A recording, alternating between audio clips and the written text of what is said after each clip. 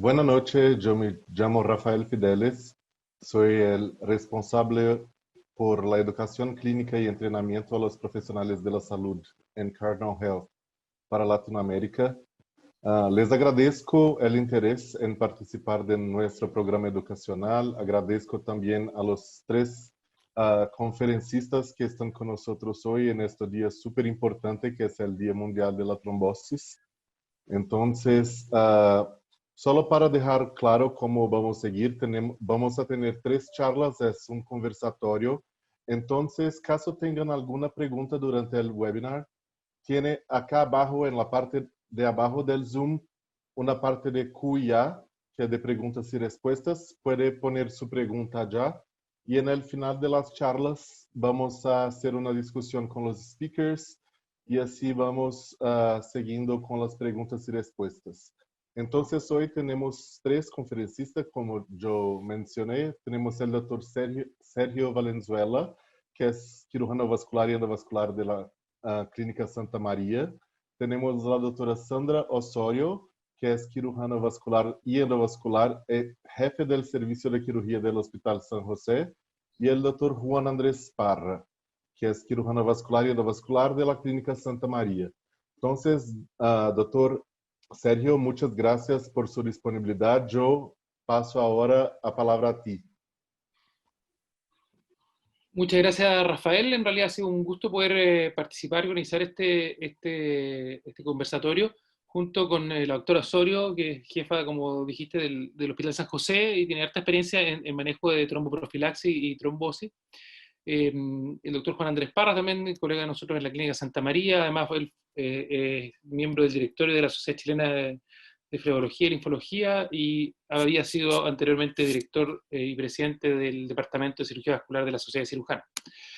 Bueno, les voy a compartir mi pantalla para hablar de mi tema, digamos que vamos a hablar de tromboprofilaxis en el paciente quirúrgico. Va a ser el primer de los tres temas que vamos a tratar hoy día. Después vamos a hacer alguna charla de preguntas, ¿no es cierto?, para resolver inquietudes y dudas que puedan haber quedado. Vamos a comenzar entonces. La enfermedad tromboembólica básicamente es la trombosis venosa profunda y el tromboembolismo pulmonar. ¿Y por qué es muy relevante su tratamiento, su prevención? Porque la embolía pulmonar puede llegar a ser una de las primeras causas de muerte prevenibles. En el fondo, haciendo una maniobra tan sencilla como hacer tromboprofilaxis nos evita muertes. Y por eso es muy importante.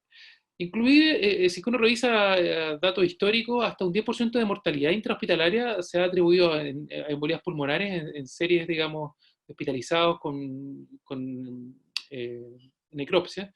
Y la prevención básicamente una estrategia de prevención farmacológica y mecánica según los riesgos individuales que podemos ir encontrando.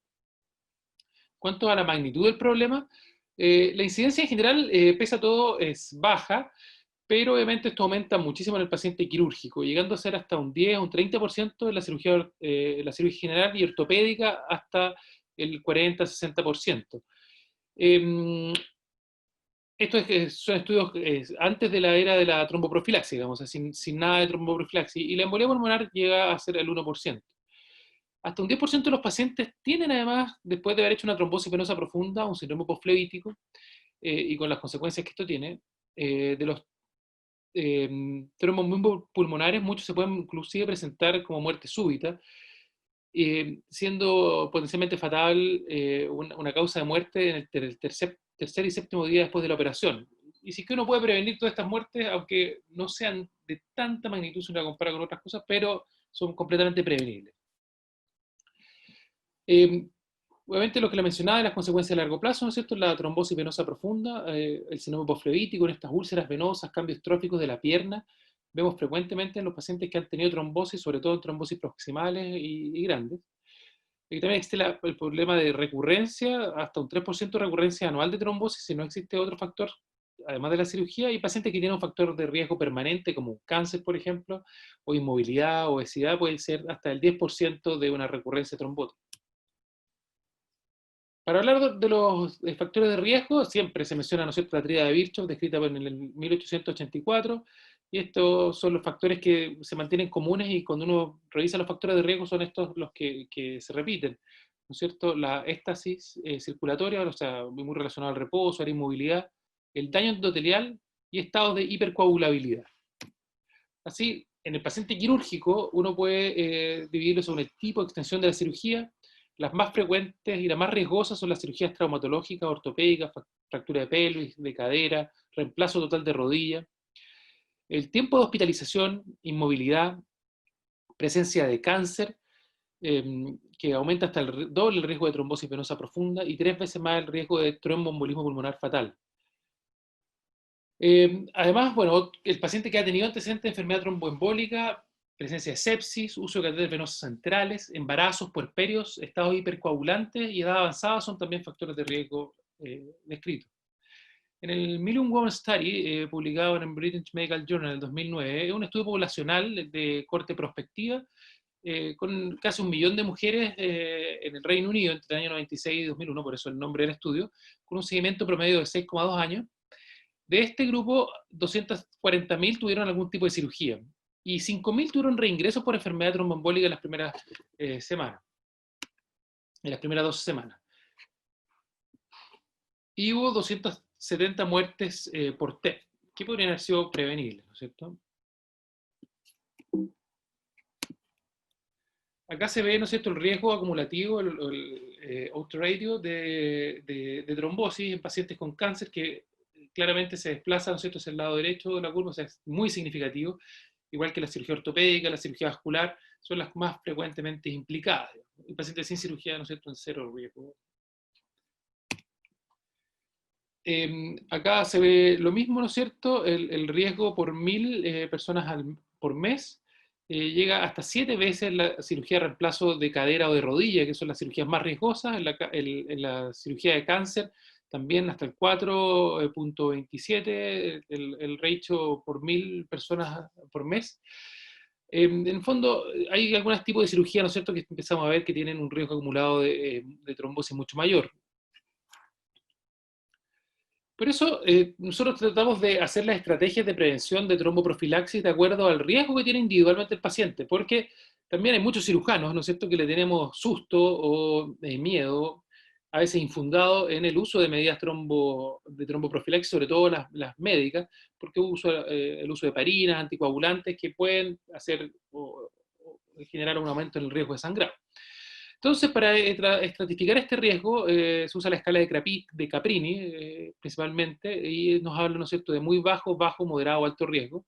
Y va a estar implicados varios factores, como el tipo de cirugía, la edad, y riesgos adicionales que vamos a ir mencionando. Entonces, separa un poco estos tipos de riesgo, y ahí uno puede ver que los pacientes que tienen bajo riesgo, la posibilidad de un TEP clínico es bastante bajo, 0,2, moderado 1 a 2, muy alto, perdón, menos a, el score, ¿no es cierto?, de 0 a 2, 1 a 2 puntos, 2 a 4 puntos, más de 4 a 10 puntos es muy alto riesgo. Y aquí está cómo se califica, digamos, cómo se utiliza la escala de Caprini. Acá uno le va dando puntaje según la presencia de los factores de riesgo que se mencionan, como la edad, la cirugía, presencia de cirugía mayor, presencia de varices, obesidad. Y así uno va calificando al paciente punto por punto. Estos son factores que dan 2 puntos, que son pacientes que tienen más añosos, ¿no es cierto?, 60, 74 años, artroscopía, presencia de cáncer, cirugías mayores, laparoscopía, inmovilizaciones, confinados en cama, ¿no es cierto?, catéter central. Y a pacientes con mayor riesgo, 3 puntos, que da inmediatamente prácticamente el paciente queda calificado como de alto riesgo, de 75 años, antecedente de trombosis venosa, estados procoagulantes. Y 5 puntos que lo que conversamos, ¿no es cierto? La cirugía protésica de rodilla y cadera son los de más riesgo, entonces uno inmediatamente queda catalogado si tiene 5 puntos y inmediatamente solo por el tipo de cirugía va a ser calificado de acuerdo a la escala Caprini como paciente de muy alto riesgo, un riesgo muy alto. Bueno, ¿y por qué la importancia del riesgo? Porque cuando uno analiza el puntaje que sacan en Caprini, los pacientes que son de alto riesgo, o sea que están entre 5,6 a más de 9 puntos, aumenta en forma progresiva, ¿no es cierto?, la presencia acumulativa de eventos tromboembólicos. Aquí se puede ver, ¿no es cierto?, en la figura. Entonces llega hasta 6,5% el ratio de enfermedad tromboembólica en pacientes que tienen más de 9 puntos. Ahora, la tecnología hace que esto sea aún más fácil, digamos, uno en el celular, la mayoría de la gente tiene un smartphone, ¿no es cierto?, y puede calcular la escala de Caprini directamente con aplicaciones en el celular, y de esta forma incluso la aplicación da una recomendación del uso de tromboprofilaxis de acuerdo al riesgo que se calcula por la escala Caprini en estas aplicaciones. Así que es fácil de ocupar, digamos. Además del riesgo de trombosis, uno tiene que evaluar el riesgo de sangrado, porque obviamente el uso de profilaxis médica con uso de anticoagulantes y varinas va a estar en la contraparte de la balanza, ¿no es cierto?, el riesgo de sangrado. Obviamente hay factores mayores de riesgo de hemorragia, como las úlceras duodenales activas, ingesta de anticoagulantes previos, digamos, ¿no es cierto?, hemorragia en los últimos 3 meses, cuando hay una trombocitopenia, paciente que tiene plaquetas menores de 50.000, obviamente se ve alterado.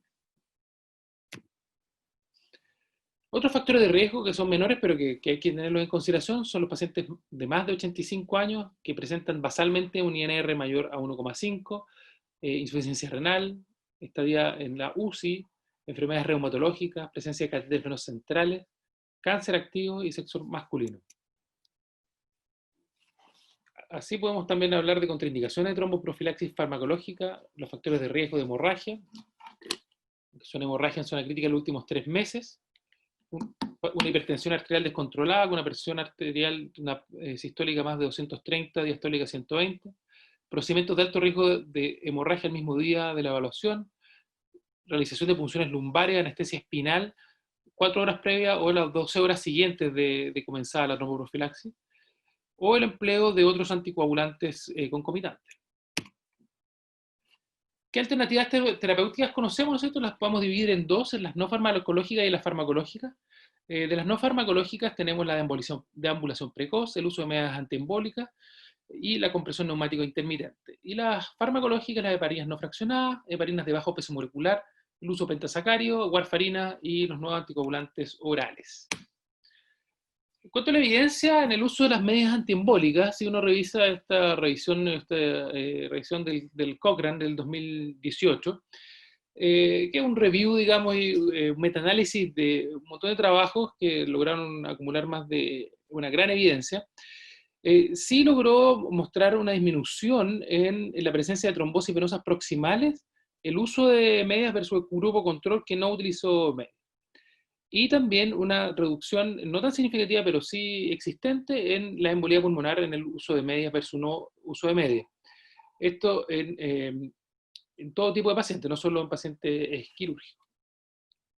Y además que una medida que genera un bajo impacto y el riesgo que produce al poner un paciente en medias es bajo. Aquí se ve en los grupos de riesgo, ¿no es cierto?, en paciente quirúrgico, en cirugía general, cómo da una mayor favorece o disminuye el riesgo de prevalencia de trombosis venosa el uso de medias, así también en la cirugía ortopédica y en las otras especialidades también. Y en cuanto a la embolía pulmonar, también hay una disminución relativa al riesgo, si bien esta alcanza justo en el límite de la significancia estadística, pero sigue siendo favorable hacia el uso de medias antiembólicas. En cuanto a la conversión neumática intermitente, en este artículo del CHES, publicado en julio del 2013, un estudio prospectivo, casi 2 años de seguimiento en 798 pacientes, en que detectaron un 7.1% de episodios de enfermedad tromboembólica. Si bien es una mezcla de pacientes, porque aquí era en paciente crítico, pero dentro de esos pacientes críticos un 28% correspondían a trauma y un 30% a cirugía, así que era un grupo bastante misceláneo, por así decirlo, de enfermos. Pero aún así se logró un beneficio de la compresión neumática intermitente versus sin manejo mecánico. Y este beneficio era independiente del uso o no de heparinas de bajo peso molecular, que era la tromboprofilaxis médica más comúnmente utilizada. Y en este estudio, los que sí no se observó una diferencia, ninguna ventaja, digamos, al usar medidas compresivas o no, pero sí de la compresión neumática intermitente. En este otro estudio de Circulation de 2013, la compresión neumática intermitente mostró ser más efectiva en reducir eventos versus no hacer nada de profilaxis, bajando desde un 16 a un 7% en trombosis venosa profunda y embolías pulmonares 1.2 versus el 2.8%. Y fue tan efectiva como la tromboprofilaxis farmacológica en reducir trombosis venosa profunda y embolías pulmonares. El paciente en trauma, esta es la revisión del Cochrane que me mostraba anteriormente, del 2013, el beneficio o cuántas unas embolías trombosis venosa profunda se pueden reducir es hasta un 40% solamente con lo mecánico versus no hacer nada. Si uno lo compara, las medidas farmacológicas tienen un beneficio mayor, pero que no logra ser tan estadísticamente significativo versus el uso completo de mecánico. Por eso la suma tampoco es mayor. Y el mayor beneficio se tiene si es que se usan tanto medidas mecánicas como farmacológicas, llegando casi hasta el 70% de prevención, o riesgo de disminución del riesgo de trombosis venosa profunda. Cuanto a las recomendaciones, en los pacientes de muy bajo riesgo, o sea que tienen 0 puntos de la escala de Caprini, basta muchas veces con hacer deambulación precoz, ¿no es cierto? Cuando ya tenemos una escala de Caprini de 1 o 2 pacientes de bajo riesgo, los métodos mecánicos solos van a estar bien, digamos, o si existe alguna contraindicación a la profilaxis farmacológica.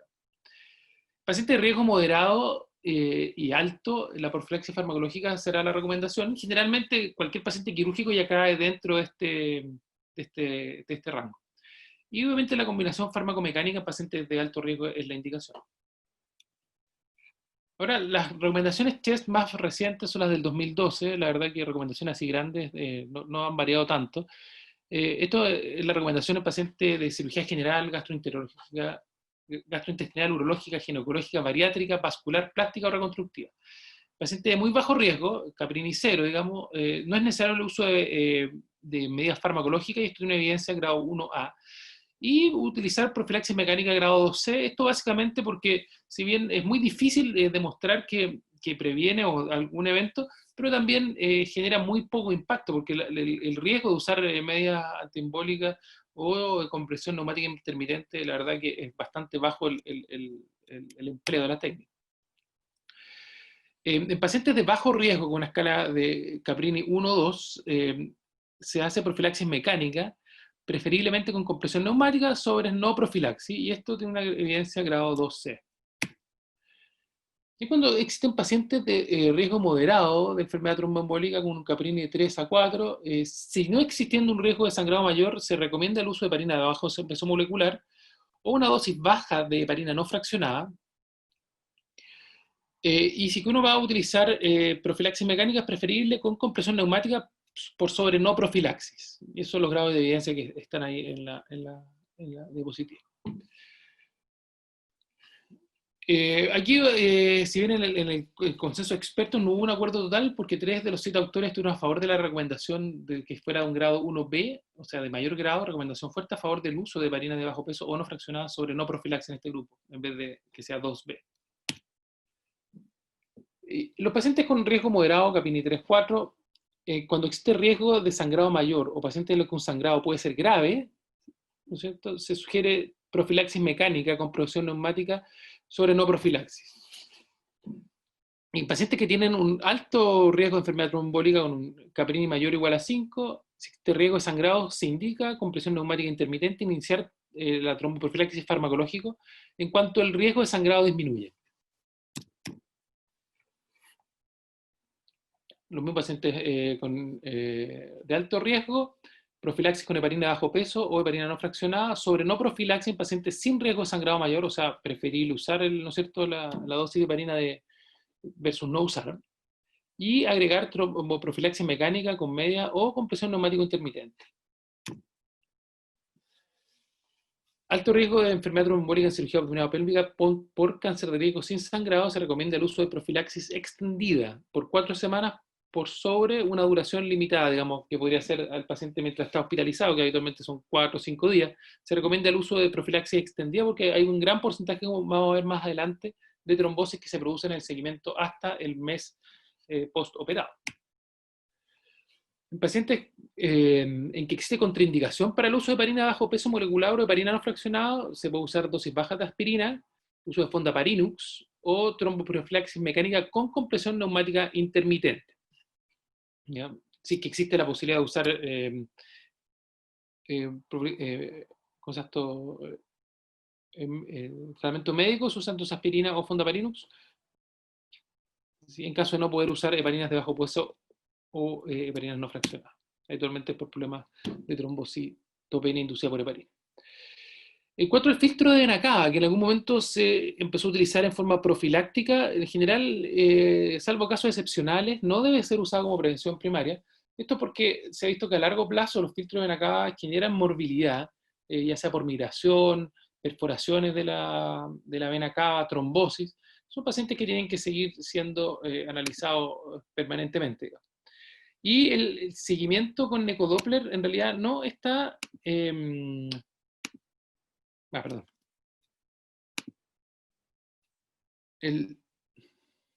No, tengo un problema acá. Aquí está. La vigilancia con ecodoppler no está indicada porque en realidad no se logra un beneficio mayor por detectar tan precozmente las TRP no clínicas. En cuanto a la dosificación, la doctora Osorio también va a hablar de esto, se van a repetir un poco algunas slides, pero en general el uso de heparina no fraccionada en pacientes de riesgo moderado se usa solamente a dosis de 5.000 cada 12 o pacientes con un clearance de creatinina que esté un poco alterado, digamos, paciente con insuficiencia renal. En pacientes de alto riesgo con función renal normal, 5.000 cada 8 horas, sobre todo en pacientes de alto riesgo. El uso de enoxaparina, 20 miligramos cada 24 horas en riesgo moderado y 40 miligramos cada 24 horas en riesgo alto, y dalteparina 2.500 en riesgo moderado y 5.000 en riesgo alto. En cuanto al uso de fondaparinux, el estudio Apolo nos mostró en más de 1.300 pacientes de riesgo moderado que el uso en conjunto con compresión neumática intermitente permitió una reducción del riesgo de enfermedad tromboembólica en un 70%.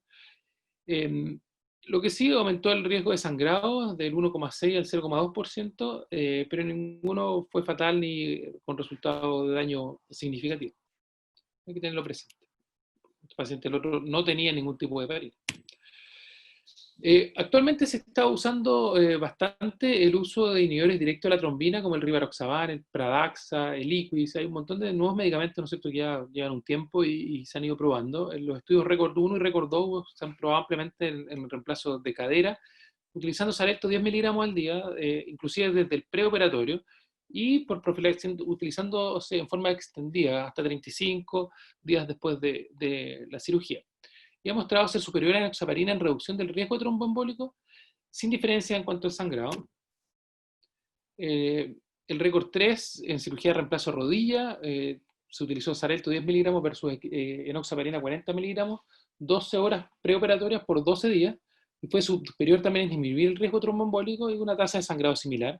El récord 4, cirugía de reemplazo de rodilla, Xarelto 10 miligramos versus 30 miligramos de enoxaparina cada 12 horas. También fue superior en disminuir el riesgo de enfermedad tromboembólica, pero no en los casos más severos, y tasas de sangrado similares. O sea, ha mostrado utilidad en varios modelos. El uso de dabigatran, el Pradaxa, en el estudio Remodel, en reemplazo de cadera, utilizando dabigatran en dosis 150 o 220 miligramos al día, versus enoxaparina 40 miligramos al día, por profilaxis extendida. Tampoco hubo una diferencia estadísticamente significativa de enfermedad tromboembólica, o sea, ambas protegen de la misma forma, y con tasas de sangrado similares. Un poco para discutir el tema de la tromboprofilaxis extendida, voy a mencionar este estudio que en realidad la ventaja es que nos ofrece pacientes con score de Caprini alto, con mayor a 5,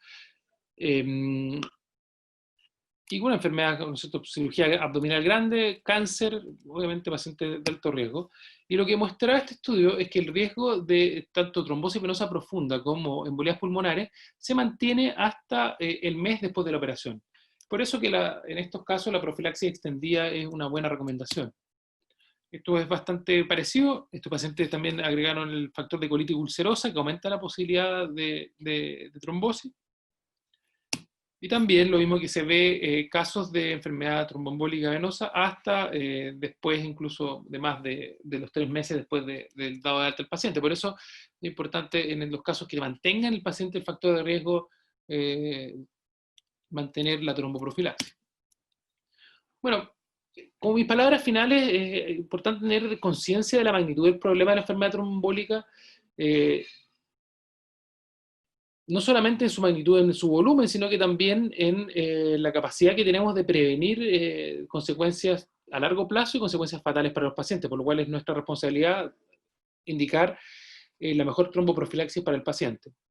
Se debe evaluar en forma individual el riesgo de trombólico de cada paciente y según el riesgo individual aplicar el protocolo y guía clínica conocido, digamos, para poder así manejar el problema.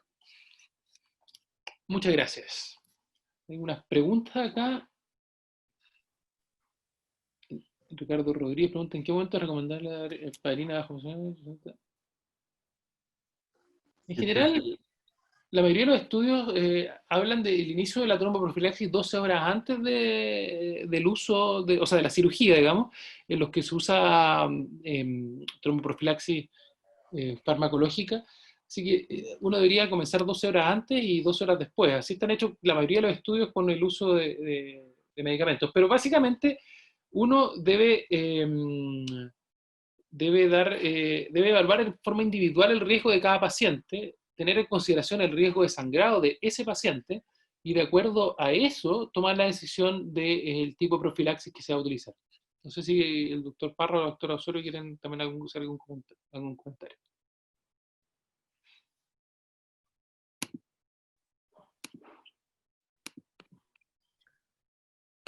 Doctor Sergio tiene una pregunta más. ¿Cómo han variado las recomendaciones para pacientes con COVID?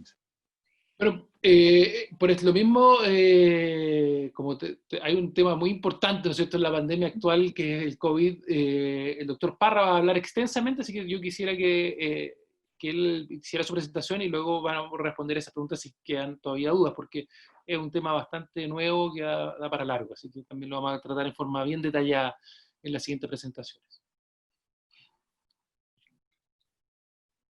Perfecto, entonces vamos a seguir con las presentaciones. Invito a la doctora Sandra Osorio para compartir su pantalla y su conocimiento con nosotros.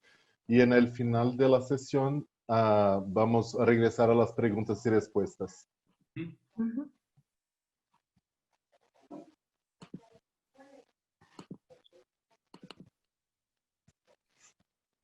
¿Estamos?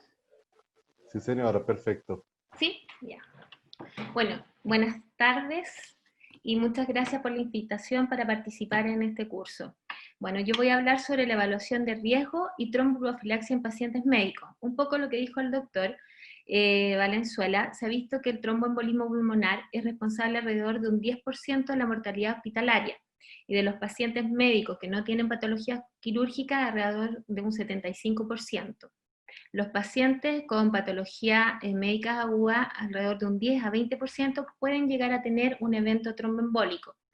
Y estas son muertes que podemos evitar, y eso es súper importante porque cuando ocurre un evento masivo, las muertes de estos pacientes pueden ser muertes súbitas o en las primeras 2 horas antes que el tratamiento sea instaurado en forma efectiva. Existen distintos estudios, como el estudio Endorse, que vio entre el año 2006 y 2007 en 32 países diferentes, que solo los pacientes, alrededor de un 39,5% de los pacientes médicos tenían dada una profilaxis de alto riesgo en forma adecuada. Por lo tanto, eso es, como bien dijo el doctor, son muertes que nosotros podemos evitar. Ahora, los pacientes que van a tener una enfermedad tromboembólica, sobre todo los que son de trombosis venosa profunda, cerca de un 29% va a tener una secuela de una insuficiencia venosa crónica que lo podemos tener hasta 8 años después. Y cuando presentan esta patología, va a provocar una prolongación de la hospitalización de nuestros pacientes, van a aumentar los riesgos de secuela y también puede haber una implicancia médico-legal.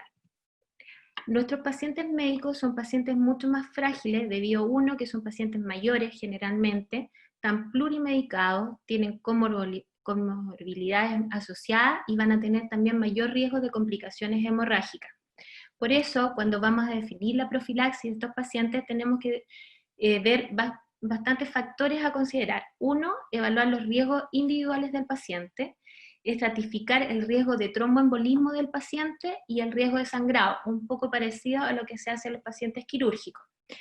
En los riesgos individuales, aquí yo quise venir primero, porque yo sé que estamos más familiarizados con la escala, la de Wells y Ginebra, pero esas son escalas para sistema de predicción si el paciente está teniendo o no una trombosis. Las escalas que vamos a conversar son escalas de evaluación de riesgo de enfermedad tromboembólica, lo que hablan las grandes guías, la escala de Padua, de IMPROVE, la guía PRIMETER.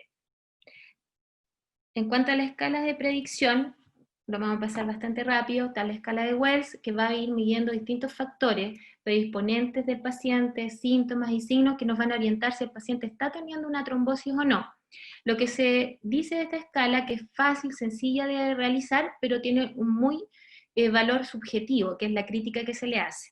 La otra escala que también se usa habitualmente es la escala de Ginebra, que también es reproducible, evalúa bastantes variables y también factores predisponentes, síntomas y signos clínicos que tiene el paciente, pero también, como les digo, esto ya cuando estamos sospechando que el paciente tiene una trombosis, pero lo que nosotros tenemos que ver es qué escala nos puede servir para prevenir la trombosis. Y en esto, a diferencia de los pacientes quirúrgicos, en la parte médica hay muchas escalas, la verdad, y vamos a hablar de 3 que están como bastante más validadas en la parte clínica.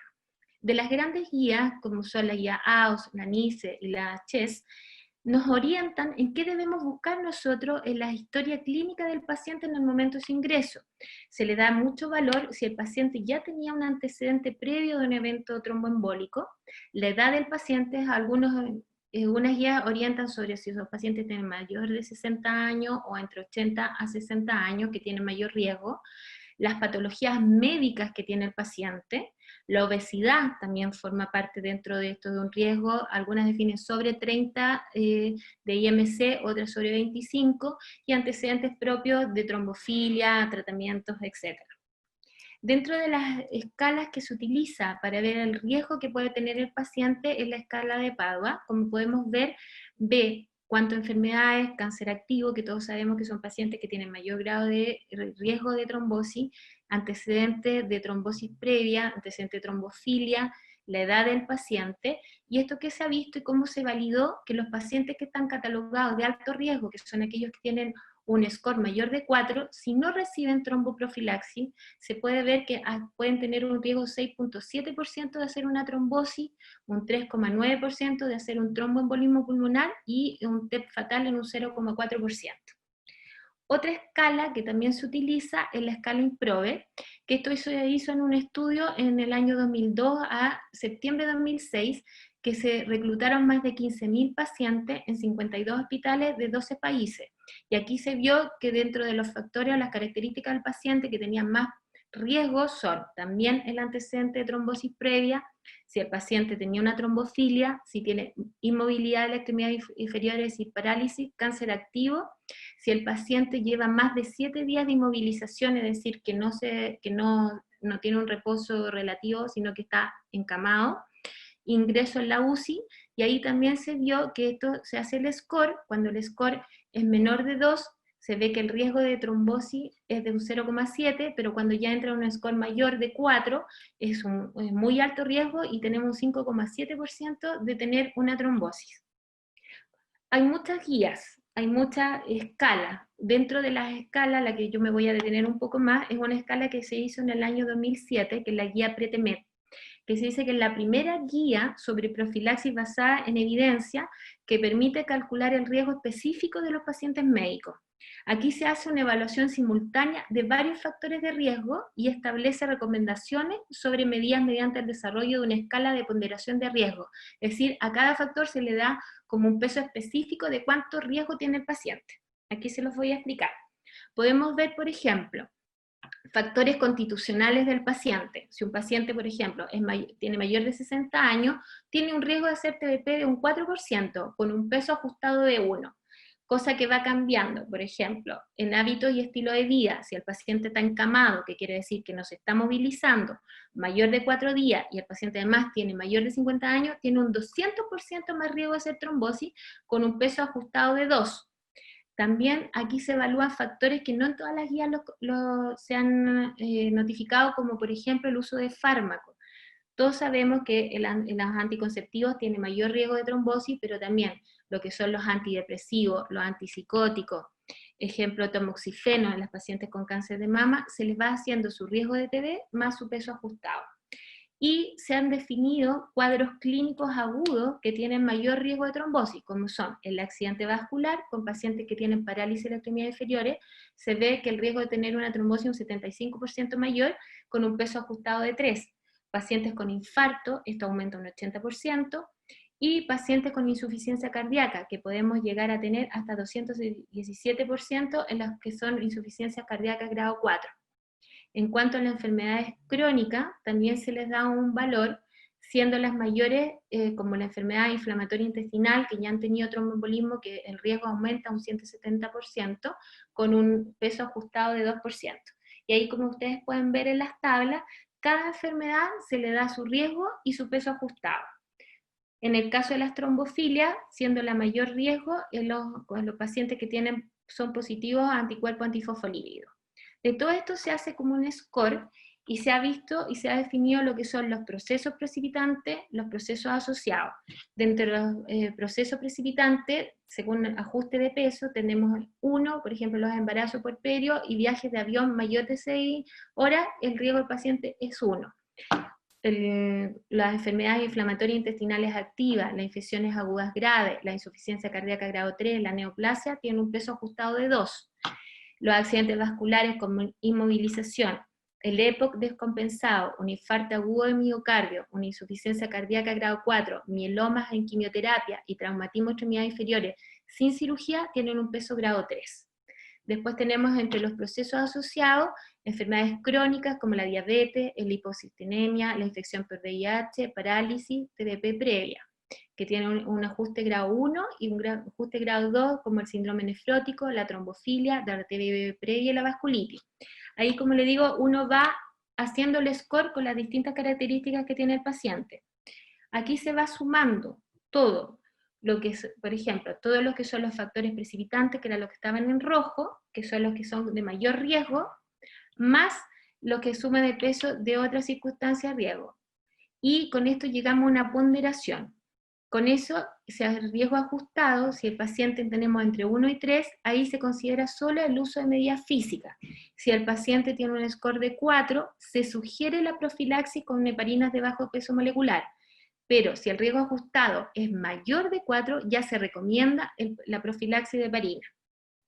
Como le digo, aquí hay muchas guías en la parte médica. Aquí lo importante es que si usen una, saberlo usar bien. Es imposible aprendérselo de memoria, pero uno tiene que ir graduando e ir evaluando al paciente al día a día. Referente al riesgo de sangrado, cuando nosotros usamos los fármacos, las heparinas, sabemos que podemos producir un riesgo de sangrado del paciente, y es importante valorar esto.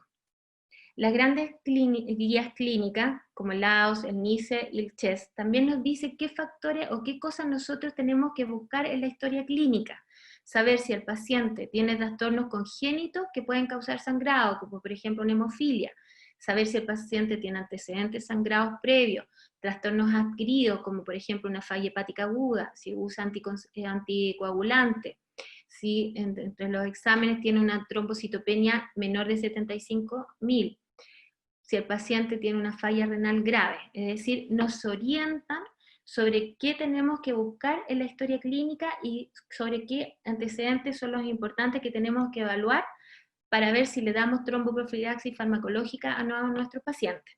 Dentro de la escala de la INPROVE también está bastante validada, en que se ve cuáles son los riesgos sangrados según las características al ingreso del paciente médico hospitalizado.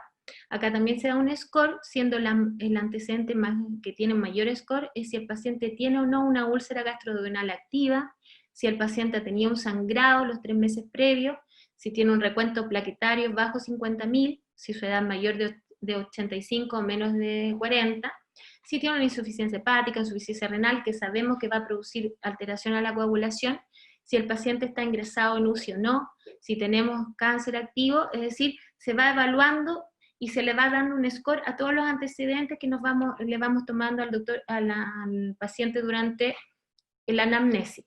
Si la puntuación es menos de 7, se ve que tiene un bajo riesgo, y si la puntuación es mayor de 7, es un alto riesgo.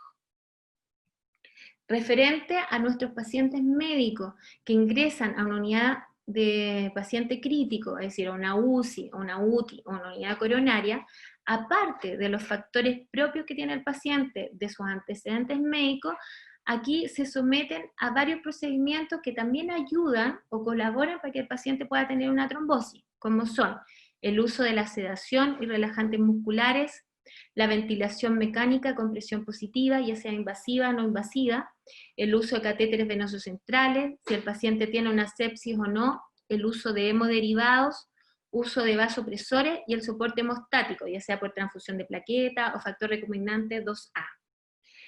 Hay varios estudios en la última década que se hicieron en pacientes críticos y se vio que en el diagnóstico post-mortem el tromboembolismo pulmonar era alrededor de un 27%.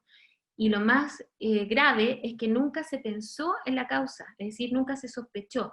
Por eso que es lo importante hacer esta prevención, porque como bien dijo el doctor Valenzuela también, estas son muertes que son evitables. Dentro de los pacientes que ingresan a la UCI, se han visto diferentes estudios que muestran que ya un 2,7% ya tiene una trombosis no diagnosticada. Cuando su estancia de UCI se prolonga 5 o 7 días, esta aumenta en un 9,6% a pesar de tener una tromboprofilaxia adecuada. Por eso que es importante siempre estar evaluando día a día a nuestro paciente.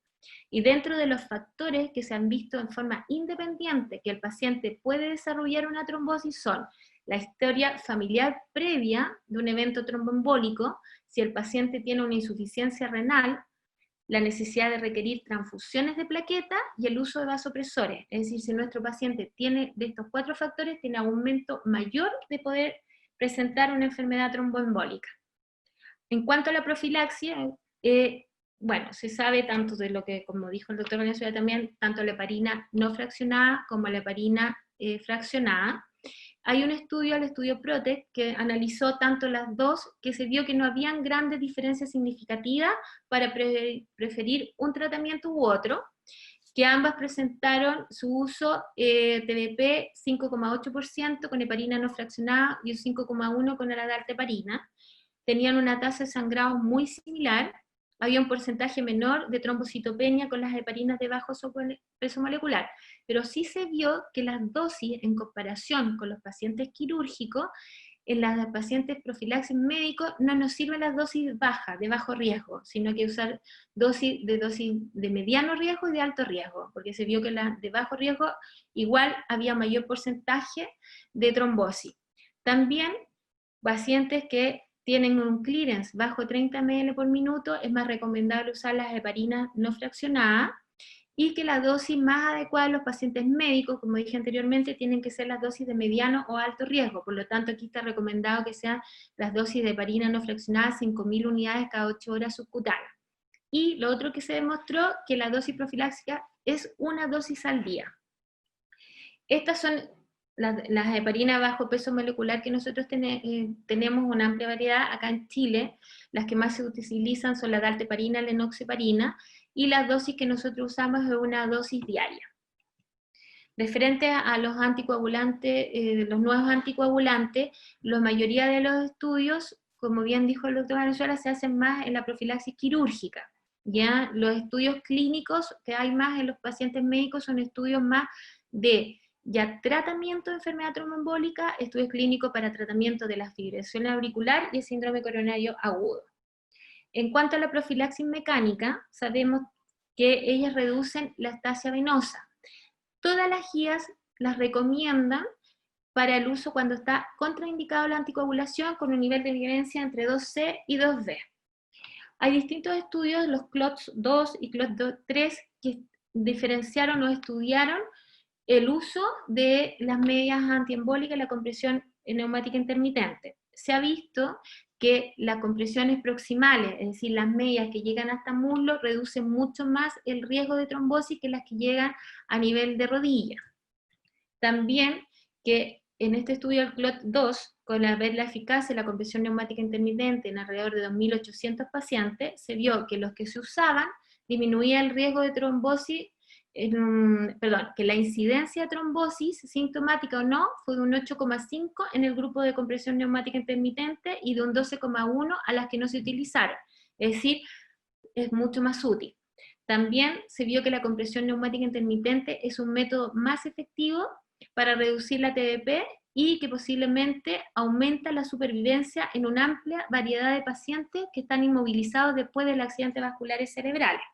Ahora, sí es importante que hay varios trabajos, algunos en contra, otros a favor, algunos refieren que la compresión que se produce no produciría tanta movilización de la sangre a nivel del sistema venoso profundo, pero lo que uno más ve es el uso, las recomendaciones de uso de estos mecanismos, ya que se ha publicado mucho el daño a la piel, lesiones de escara o lesiones ampollares, entonces que es súper importante que se haga un buen uso, que se sepa medir el tallaje y que obviamente la gente lo sepa usar, que es lo que más se recomienda. Ahora, las medidas de compresión, las medidas físicas, tanto la compresión elástica externa como la presoterapia intermitente, que es la compresión neumática, están contraindicados en los pacientes que presentan isquemia aguda, cuando hay edema secundario, insuficiencia cardíaca, cuando hay una gangrena de miembros inferiores, y sobre todo la presoterapia intermitente estaría contraindicada cuando tenemos una trombosis venosa profunda en su fase aguda, cuando hay varicoflebitis, celulitis, insuficiencia cardíaca y isquemia arterial. Eso es súper importante, ya porque a veces se llega y automáticamente uno recomienda las medidas antiembólicas, pero es súper importante ver al paciente, tocar los pulsos y ver y confirmar que no tenga una enfermedad arterial oclusiva. Sobre todo que nuestros pacientes, a los que estamos conversando, son pacientes añosos, que son diabéticos, que son hipertensos, entonces está asociado a una enfermedad aterosclerótica. Referente en forma de resumen, las recomendaciones, como podemos ver, en pacientes con riesgo elevado de trombosis, en pacientes no quirúrgicos, es decir, en nuestros pacientes médicos, está recomendado el uso de anticoagulantes, heparina bajo peso macular, dosis baja de heparina no fraccionada, fondoheparina y una de evidencia grado 1B. Cuando el paciente con bajo riesgo de trombosis se desaconseja obviamente la tromboprofilaxis farmacológica, sino que más medidas físicas, que es que el paciente deambule precoz, pero también se recomienda el Trendelenburg y también la hidratación del paciente dentro de las medidas generales. Y los pacientes con riesgo de hemorragia alto, es recomendable el no uso de estos anticoagulantes. Como modo de resumen o en conclusión, lo importante es que siempre nosotros, al ingreso de un paciente con patología médica, es realizar una evaluación conjunta de riesgo tromboembólico y riesgo de sangrado.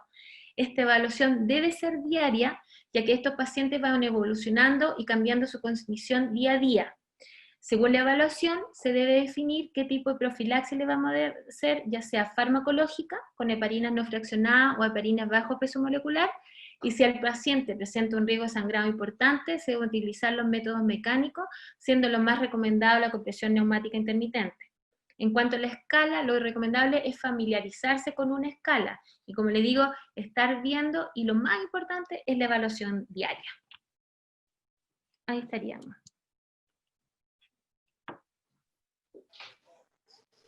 Perfecto, muchas gracias, doctora Sandra. Qué super presentación. Yo invito ahora para continuar las presentaciones el doctor Juan Andrés Parra y le paso la palabra también, doctor.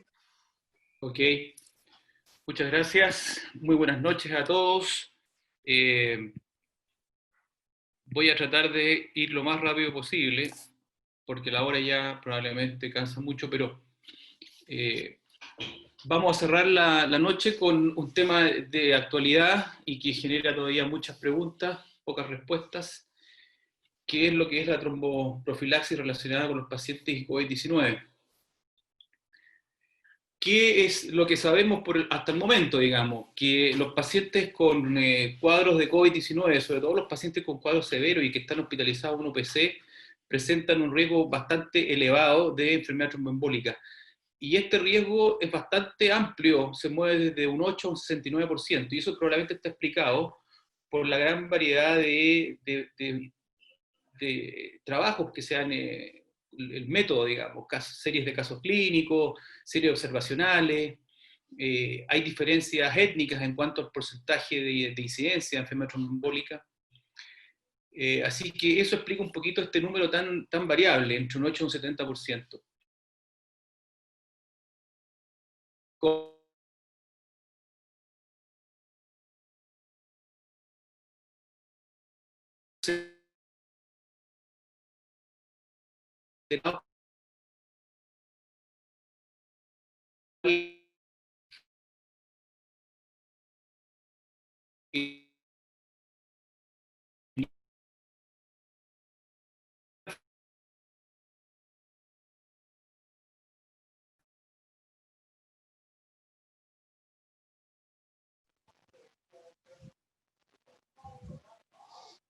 Doctor Juan Andrés, me parece que lo perdemos. ¿Puede escucharnos?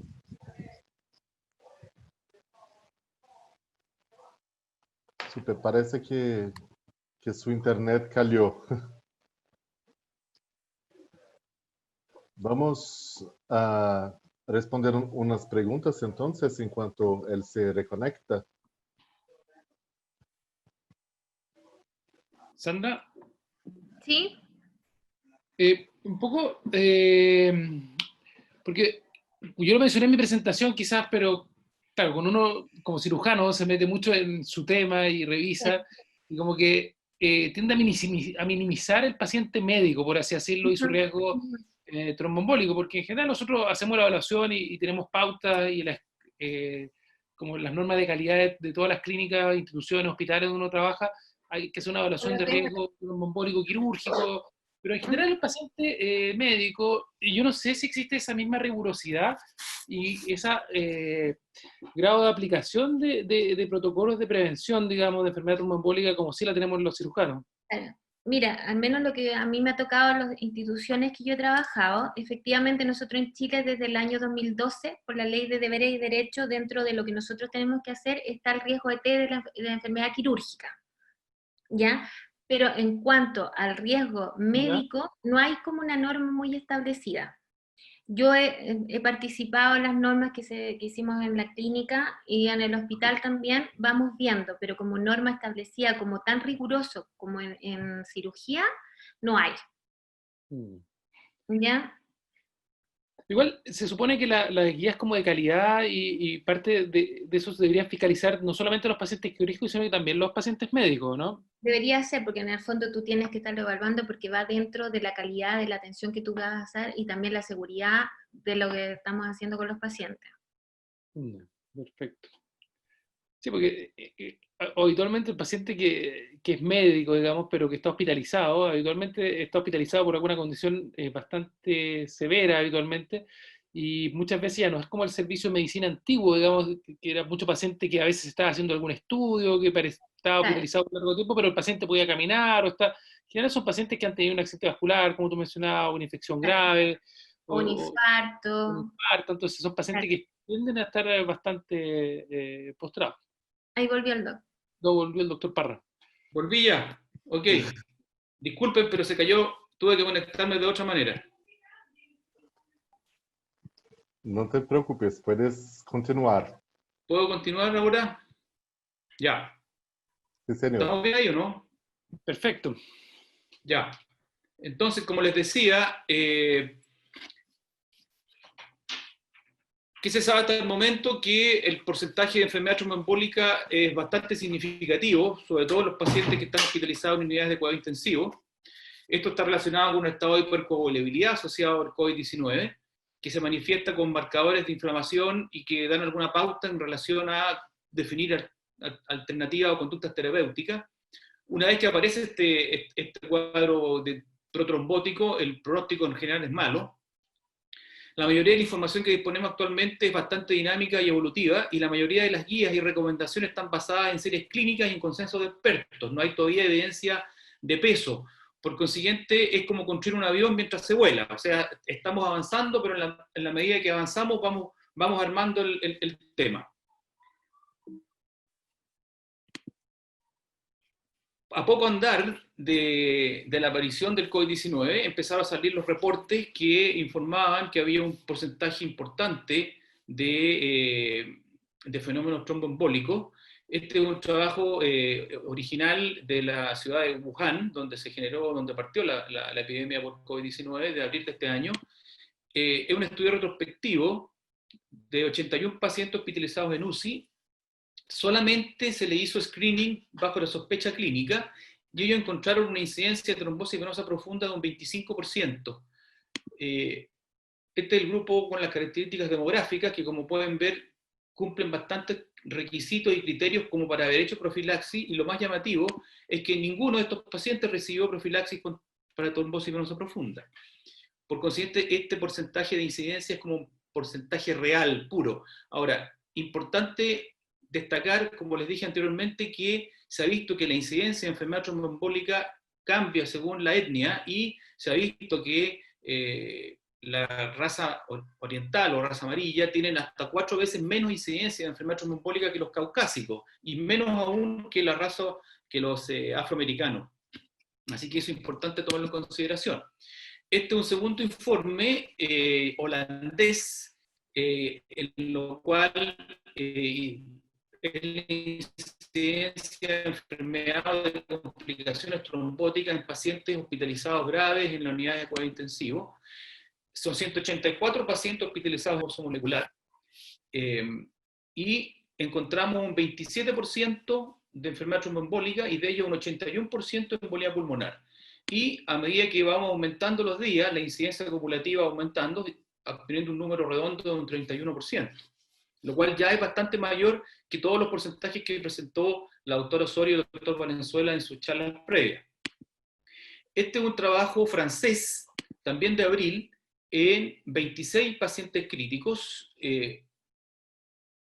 8 recibieron heparina profiláctica, 18 recibieron heparina terapéutica. El dar una u otra quedó a discreción del tratante, pero aquí es importante, hay una variable que le hicieron un screening sistemático en búsqueda de trombosis venosa profunda con dúplex, tanto el ingreso como los 7 días, y encontraron un 70% de TBP y un 23% de embolía pulmonar. Lo interesante es lo siguiente: el 100% del grupo con heparina profiláctica tenía eventos tromboembólicos, mientras que el grupo con heparina terapéutica solo un 56%. Entonces los autores ya se plantean la siguiente pregunta: ¿es la intensidad del tratamiento suficiente? Cosa que vamos a revisar más adelante, que la duda todavía persiste.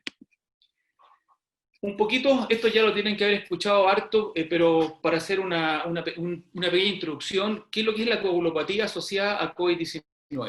El virus SARS-CoV-2 tiene un tropismo predilecto por el receptor tipo 2 de la enzima convertidora de angiotensina. Este receptor no solo se encuentra en el pulmón, que es el punto de entrada al organismo, sino que también se encuentra porcentaje importante a nivel del endotelio vascular, a la vez de los riñones, a nivel del intestino. Por consiguiente, genera una disfunción endotelial severa, y eso lleva a toda una alteración del punto de vista del equilibrio trombosis, fibrinolisis, predominando fundamentalmente todos los factores que activan los fenómenos trombóticos en desmedro de todos aquellos que generan o favorecen la fibrinolisis. Disminuye la trombina 3, disminuye la proteína C, que son los anticoagulantes naturales que tenemos en el organismo, se activa el sistema complemento, con lo cual se reclutan más plaquetas, se amplifica la disfunción endotelial, y eso lleva como consecuencia a una activación de la coagulación y una disminución de la fibrinolisis, y a lo que se ha llamado como un estado inflamatorio protrombótico. Ya se identificó que hay un fenómeno fisiopatológico que es bastante reconocido, que es la famosa tormenta de citoquinas, y esta tormenta de citoquinas establecen una relación bidireccional con todos los mecanismos de trombosis. Ambas respuestas fisiopatológicas son las respuestas esperadas frente a una agresión o un proceso infeccioso severo. Sin embargo, esta coagulopatía tiene diferencias bastante importantes si tú la comparas con una coagulación intravascular diseminada o un síndrome coagulopático inducido por sepsis. Tiene menos tendencia a los sangramientos, por consiguiente es fundamentalmente protrombótica y fundamentalmente microtrombótica. no solamente genera una macrotrombosis desde el punto de vista de trombosis venosa profunda, sino que también genera una microtrombosis y fundamentalmente a nivel pulmonar. Es lo que se ha llamado la coagulopatía intravascular pulmonar, que explica mucho de la dificultad que hay para que estos pacientes logren tener una mecánica y un intercambio gaseoso adecuado.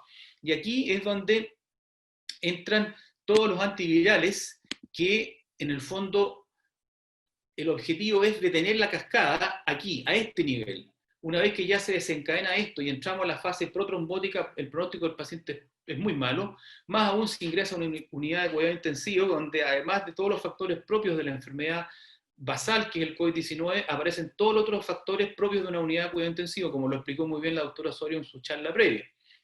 Y aquí es donde aparece la heparina como la droga mágica, que la verdad es que no es tan mágica. Y lo importante es saber que la heparina no es solo un anticoagulante, la heparina tiene otras funciones. Nosotros como vasculares manejamos no solo la función anticoagulante, sino que también la función antiinflamatoria, que se conoce ya hace harto tiempo, que es mayor aún en las heparinas de bajo peso molecular. Pero también tendría una función de protección endotelial, favoreciendo el manejo de la disfunción endotelial, como veíamos anteriormente, y también podría tener un efecto antiviral. Aparentemente la heparina se uniría al virus, bloqueando el receptor de anclaje a los receptores tipo 2 de la enzima convertida en angiotensina. De hecho, se está avanzando mucho en la investigación en heparina en nebulización, de manera de lograr disminuir la formación de microtrombos a nivel del endotelio vascular pulmonar. Por consiguiente, aquí todavía hay mucha cosa que tiene que investigarse y que probablemente va a generar algún tipo de cambio finalmente en la terapéutica. Ahora, ¿qué hay acerca de los marcadores biológicos de la inflamación? Están descritos bastante alteraciones desde el punto de vista de elevación del fibrinógeno, elevación del dímero D, trombocitopenia, prolongación del tiempo de protrombina, prolongación del TTPA, alteración de la troponina, alteración de la interleuquina 6, que es la que más se ha logrado, la que más aumenta en esta tormenta de citoquina. De todos estos factores, al que más atención se le ha puesto es al dímero D, y esto es lo que vamos a ver un poquito más detalle a continuación. Esta es la misma serie que les mostré al principio, de los 81 pacientes hospitalizados en unidad de cuidado intensivo. Ellos le hicieron registro del dímero D al ingreso y observen la diferencia importante entre los pacientes que presentan tromboembolismo venoso y los pacientes que no presentan tromboembolismo venoso en relación al dímero D. Prácticamente 5 veces más los pacientes con enfermedad tromboembólica versus los que no tenían enfermedad tromboembólica. Y esto es estadísticamente significativo. Ahora, ellos fueron haciendo cortes de acuerdo a los niveles del dímero D. Recuerden que el dímero D clásicamente se ha dicho que es un muy buen predictor negativo, o sea, él descarta con mucha más certeza que el predictor positivo. Y ellos obtuvieron un cut-off, o sea, un punto de corte a nivel del 1.5 microgramos por ml, con lo cual obtenían una sensibilidad y una especificidad más o menos similar, y un valor predictivo negativo prácticamente un 95%. Pero observen que a medida que aumenta el valor del dímero D, va aumentando el valor predictivo positivo, lo cual cambia un poquito el enfoque que se tenía previamente con respecto al dímero D. Este es otro trabajo, un trabajo francés que es retrospectivo, y lo interesante de esto es que son pacientes ya no hospitalizados en unidades de cuidado intensivo, sino que son pacientes hospitalizados en piso. Por consiguiente, son pacientes COVID moderados o eventualmente leves. Todos estaban con profilaxis farmacológica con enoxaparina durante toda la hospitalización, y a todos se le hizo un dúplex en promedio al día 13. ¿Y qué es lo que encontraron? Más o menos lo que ya se sabe, que los pacientes, la diferencia entre pacientes con enfermedad tromboembólica o fenómenos trombóticos versus los que no tienen trombosis venosas profundas, la diferencia del dímero D basal es estadísticamente significativa. Tenemos un 0,63 versus 1,63 sin trombosis versus con trombosis.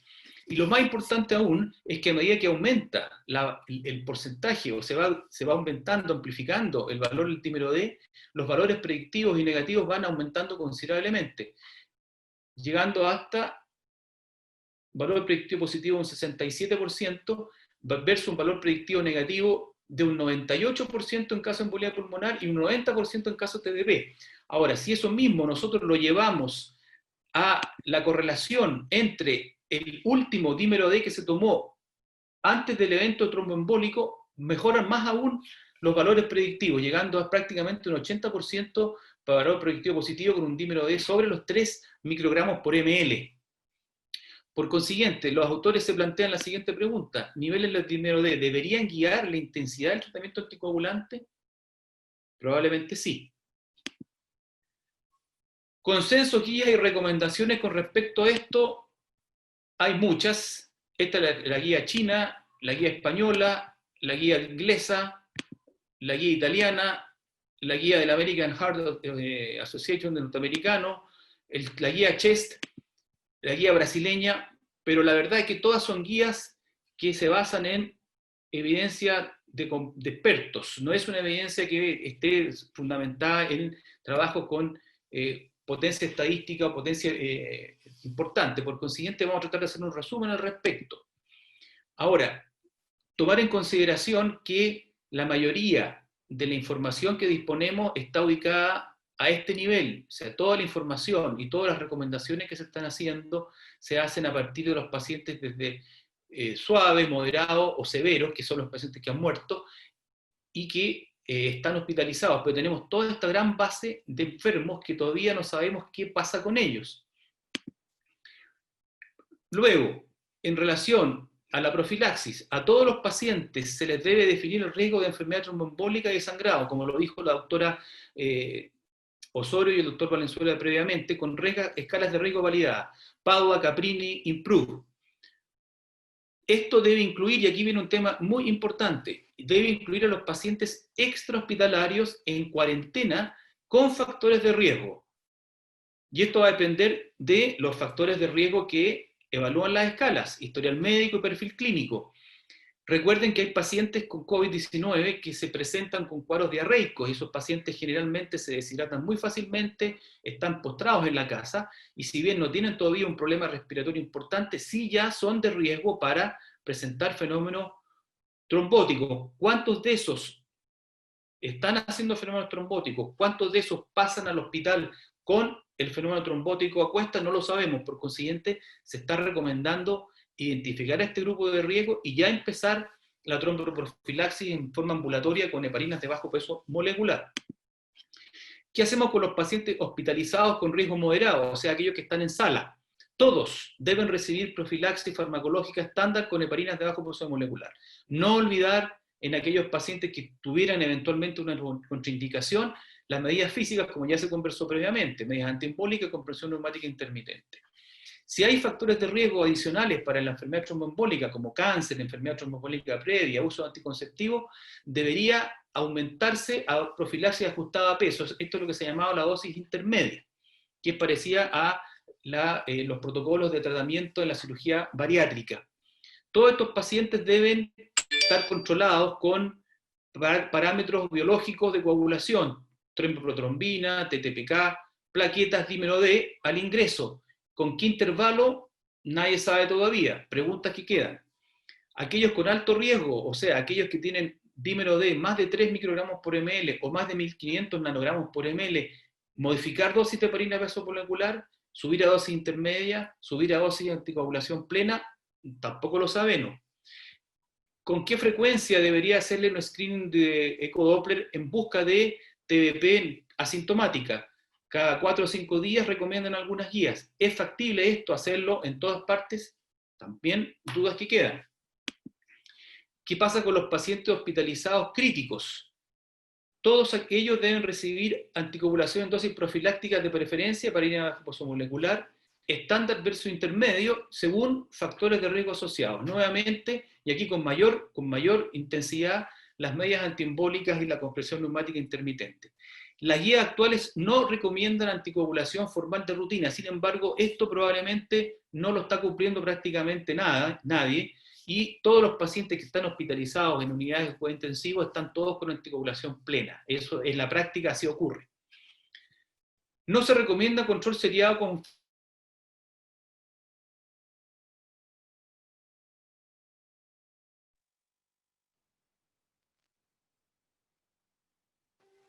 Doctor Juan Andrés.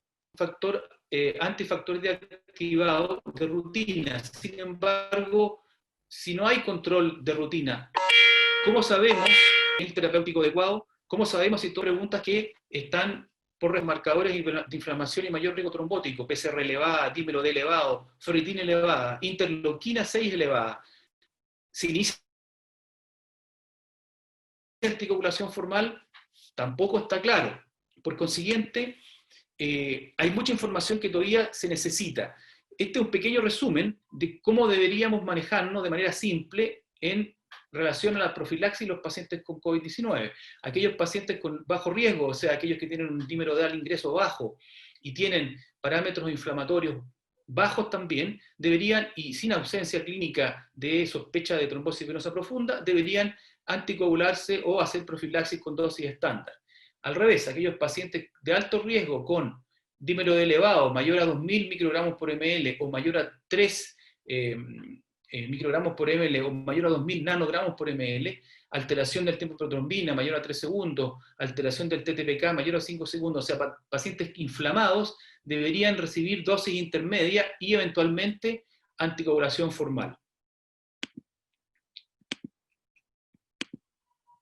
¿Qué pasa con los pacientes al alta? Que ya lo tocó la doctora Osorio y el doctor Valenzuela también, con lo que es la profilaxis extendida.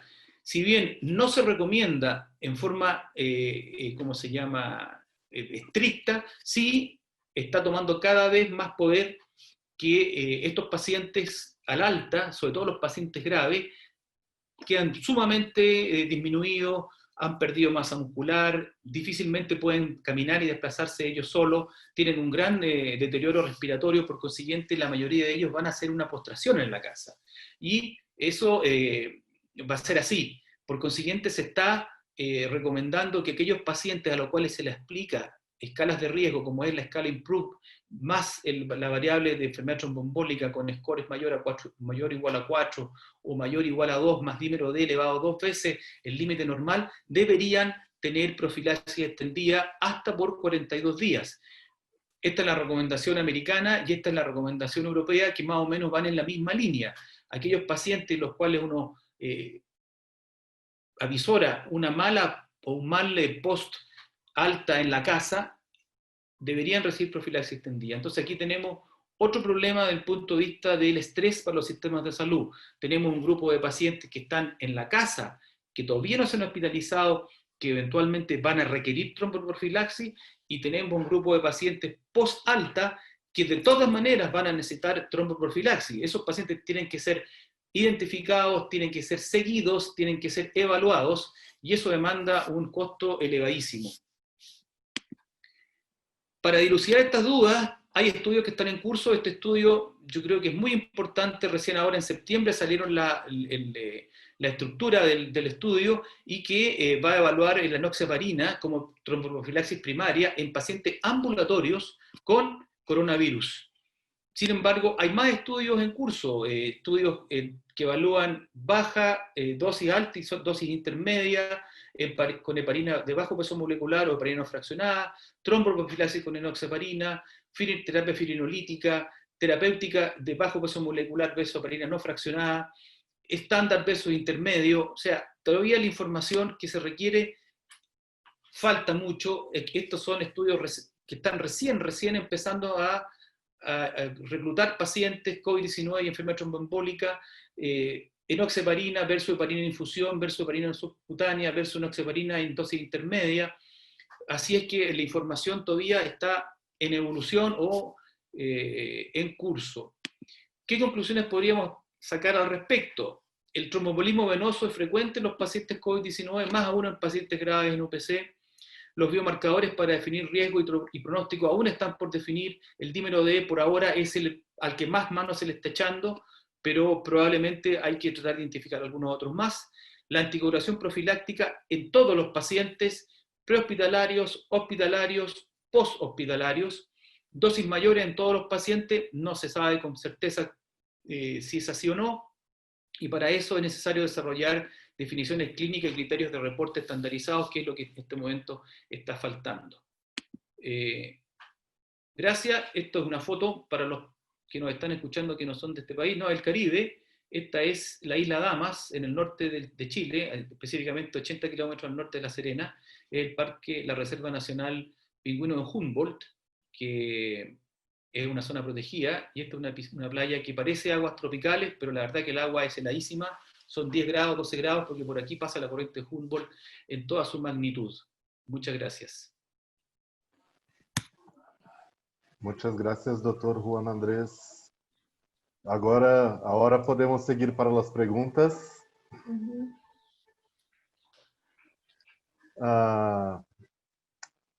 Una de Diana González. ¿Es pertinente el uso de anticonceptivos orales de manera ambulatoria para la profilaxis de TVP posterior al alta? Bueno, Anticoagulantes orales, ¿no? ¿Anticoagulantes orales o anticonceptivos? ¿Cómo fue? Acá está escrito como... Sí, acá...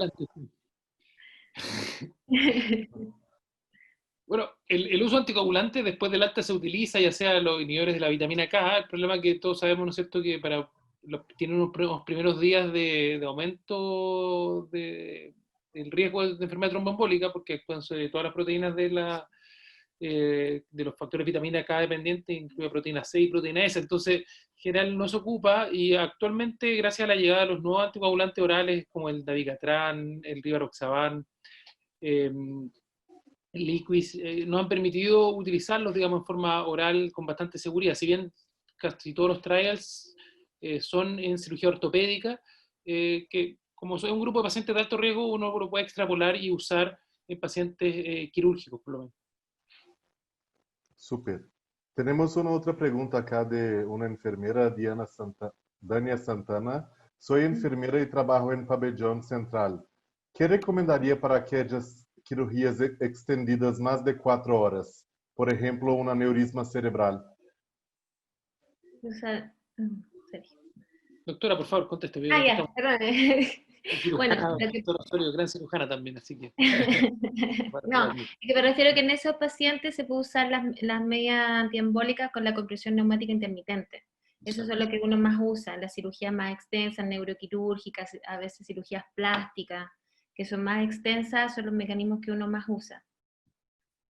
Yo no lo mencioné, pero un poco complementando lo que dice la doctora, la mayoría de los trombos en esta cirugía se produce durante el intraoperatorio. Entonces, el uso de compresión neumática intermitente durante la operación nos disminuye la posibilidad de formación de estos trombos. Además que en esa cirugía, sobre todo en la cirugía, en la neurocirugía, la posibilidad de uso de tromboprofilaxis farmacológica está bastante limitada por el riesgo de sangrado, porque es diferente si yo hago un bypass en la pierna, durante la cirugía uso heparina, por ejemplo, y además si es que sangra algo, muchas veces es compresible, drenable, a diferencia de lo que ocurre a nivel cerebral. Sí. Perfecto. Yo sé que ya el doctor Sergio ya contestó eso, pero a mí me gustaría tener la opinión también de la doctora Osorio. ¿En qué momento es recomendable dar heparina de bajo peso molecular en una intervención en pacientes de alto riesgo, como cirugía bariátrica, antes del procedimiento o después del procedimiento? Que se podría hacer antes con algún tipo de heparina bajo peso molecular que tenga poco riesgo de hemorrágico. O sea, a veces se recomiendan 4 hasta 6 horas antes. Super. Existe la posibilidad. Una pregunta. ¿Cómo? Es igual de efectivo, partir antes o partir después. Exactamente. Entonces no se puede hacer antes. Ahora, en esto yo creo que es muy difícil la respuesta generalizada, porque las recomendaciones son súper individuales. Claro. En eso es súper importante la evaluación de riesgo, que debe ser individual. Ahora, cuando uno se mete en esto, cuando hay problemas, ¿no es cierto?, aumenta el riesgo de hemorragia, o se pone, yo creo que hay que privilegiar todas las medidas médicas que muchas veces tienen menos impacto. A veces uno se olvida que el paciente camine precozmente después de la operación. Es fundamental, digamos, son pacientes, si está en condiciones, una cirugía que lo permite, digamos, o no tener el paciente en reposo absoluto siempre, digamos, eso va a ser muy malo para el paciente. Entonces, el uso de media antiembólica, compresión neumática intermitente, o sea, la correcta hidratación del paciente, hay un montón de cosas que se nos olvida a veces, y pensamos solamente en ponerle la heparina, no se puede poner heparina, entonces porque sangró, entonces no se hace nada. No, hay un montón de La otras medida cosas que también física. debemos hacer. Claro, cambiar de posición al paciente, la posición Trendelenburg, lo que tú bien dices, la hidratación, también juegan un rol, que son las medidas físicas, entre comillas, que uno indica. Súper. Tiene una pregunta súper chévere acá que, por ejemplo, acá en Brasil nosotros estamos trabajando mucho la parte de tromboprofilaxis para los partos de cesáreas. Entonces, ¿cómo ustedes están tratando eso en Chile? ¿Cuál es su opinión de la tromboprofilaxis para las cesáreas? ¿Tienen experiencia con eso? ¿Cómo es la recomendación? En general se evalúa el riesgo, igual que en cualquier paciente, digamos, y este es un paciente quirúrgico ginecobstétrico, mujer, si tiene sobrepeso va a tener un mayor riesgo, hay que evaluarlo según, en el fondo, la escala individual de ese paciente, pero muy probablemente va a ser una paciente de moderado o de alto riesgo, y en ese caso es recomendado el uso de profilaxis farmacológica, no solamente el uso de profilaxis con media antiembólica con presión neumática intermitente. Y en este caso lo que más se recomienda es el uso de heparina no de bajo peso molecular porque son bastante, una sola uso diario y además la seguridad para la lactancia Sí. sí. Mira, yo creo que el tema, como se desprende de las presentaciones, la información que hay que manejar es mucha. Entonces, Sí. en general, no hay tema más repetido en el ámbito médico que la tromboprofilaxis y menos aceptado por los mismos médicos, ¿no? Y eso tiene muchos estudios al respecto. Se han hecho estudios en que le han preguntado, le han puesto ejemplo a los cirujanos y han dicho cuántos van a poner profilaxis, dijeron todos que sí, y después lo fueron a ver las fichas con los mismos pacientes y la mitad no había dicho nada, ¿te fijas? Entonces, hace años ya el registro australiano hizo un trabajo en relación a esto y lo separó en estrategias de tipo pasiva y estrategias de tipo activa. Esto, por ejemplo, que estamos haciendo nosotros, es una estrategia de tipo pasiva. Y en general son las que menos rendimiento tienen, porque la mayoría de los que están escuchando van a quedar con dudas y probablemente van a seguir con las mismas dudas. Entonces, para los que quieran implementar un sistema de tromboprofilaxis efectiva, tienen que generar algún tipo de estrategia activa, y eso se llama activa con una variable o con múltiples variables. Entonces significa un software computacional que al ingreso la enfermera llena la ficha, entonces aparece en la pantalla profilaxis, le ponen en la ficha un sticker, y el médico si ve el sticker y va a tener que decir ¿y por qué entonces no? Y si no, lo justifica, pero tiene que haber un sistema de avisaje, porque las escalas, como lo mostró la doctora Padua, Caprini, Improve, es mucha información y nadie la maneja, salvo que lo tenga en el celular, pero cada caso es un paciente distinto, ¿te fijas? Entonces, además que muchos médicos, algunas especialidades más que otras, no vamos a entrar a hablar de algunos, ¿no? No creen en esto, entonces dicen que no, que ellos no usan profilaxis porque los pacientes les sangran, hasta que tienen una trombosis venosa, eventualmente una embolia pulmonar y eventualmente un TEP fatal. Y ahí ya nunca más dejan de hacer profilaxis, ¿no? Entonces, Sí. las estrategias activas son fundamentales en todo esto. Fundamentales. Como los protocolos en los hospitales del paciente quirúrgico y de los pacientes clínicos. De hecho, qué sé yo, en Inglaterra, por ejemplo, la doctora que tuvo en España tiene un registro que se llama el registro Ríete. Que el nombre es como chistoso, pero no tiene en la sigla, digamos. Tienen todo el registro y de ahí se desprenden con protocolos de funcionamiento que lo hacen casi todos los hospitales de manera muy estricta. Entonces, el que no deja profilaxis tiene que fundamentar por qué no deja profilaxis, porque como bien lo dijo la doctora y el doctor Valenzuela, no hay terapéutica que evite más muertes de manera simple que esta. Y si uno no lo hace, la demanda en este momento es prácticamente ganada, digamos. Si uno no dejó profilaxis y el paciente hizo una embolia pulmonar y se murió, no hay cómo defenderse. Sí, es la causa de muerte más evitable que tiene hoy. Exactamente. Así es. Sí. Una otra pregunta, ¿qué recomendación para el tratamiento de pacientes COVID-19, los cuales ya vienen con tratamiento anticoagulante en curso por historia personal de trombofilia? ¿Algún ajuste a la dosis de anticoagulante oral? ¿Cambio a heparina de bajo peso molecular? Claro, los pacientes que vienen, a ver, mientras están con el cuadro, todo va a depender de la gravedad del cuadro. Si requiere antivirales o medicamentos de ese tipo, probablemente solamente heparina estándar o heparina bajo peso molecular, porque los NOAC, los anticoagulantes modernos, y tanto la warfarina como la otra, que son más erráticos, interfieren con el tratamiento antiviral y viceversa. Entonces, la droga en agudo es heparina bajo peso molecular o heparina no fraccionada, digamos.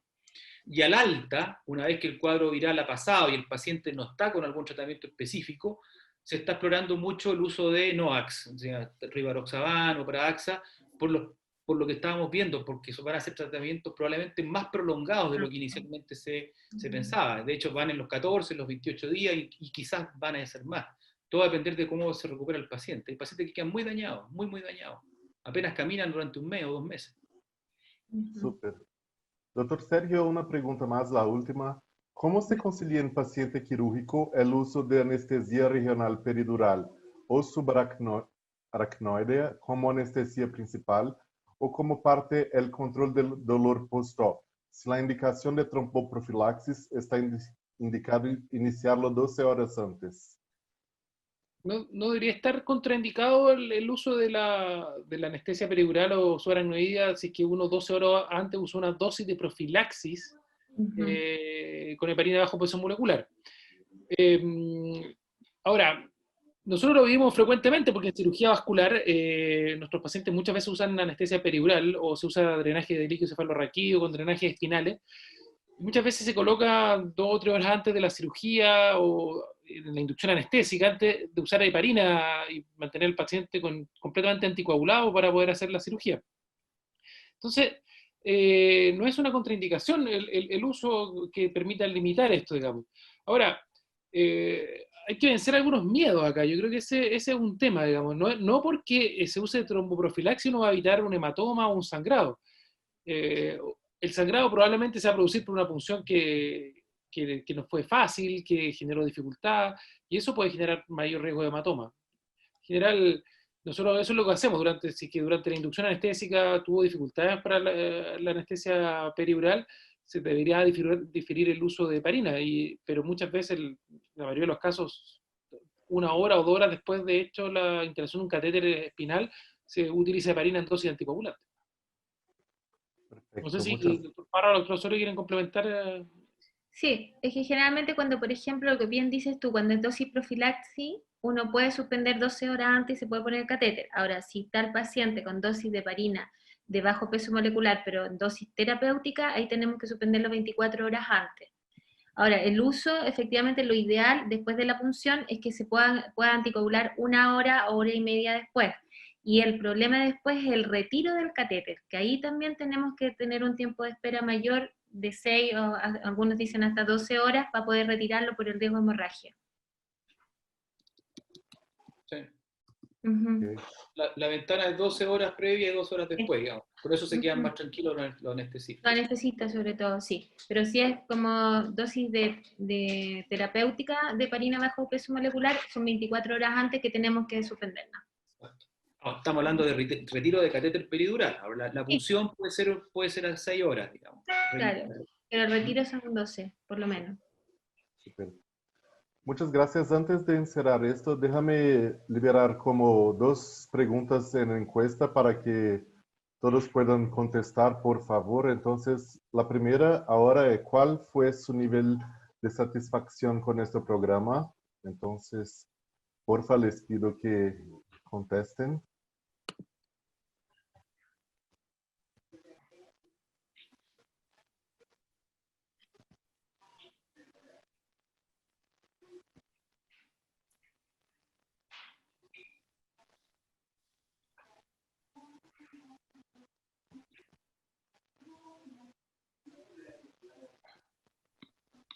Ok, la segunda pregunta ¿qué tan relevante fue el programa para su práctica?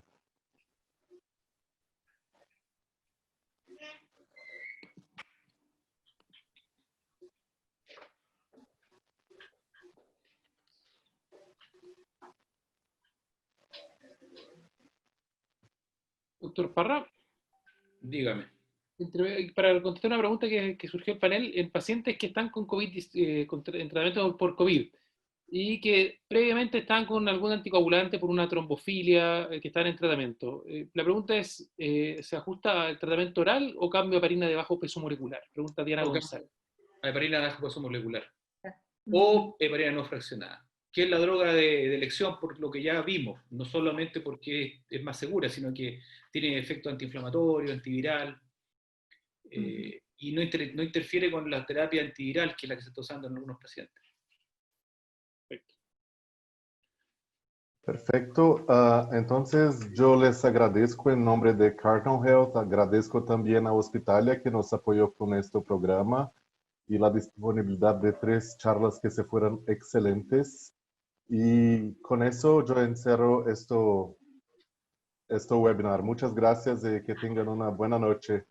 Gracias a ustedes. Gracias, Rafael, y buen día de la trombosis para todos. Gracias, doctor Sí, Osorio. seguimos. A moverse, Gracias, a moverse, a caminar.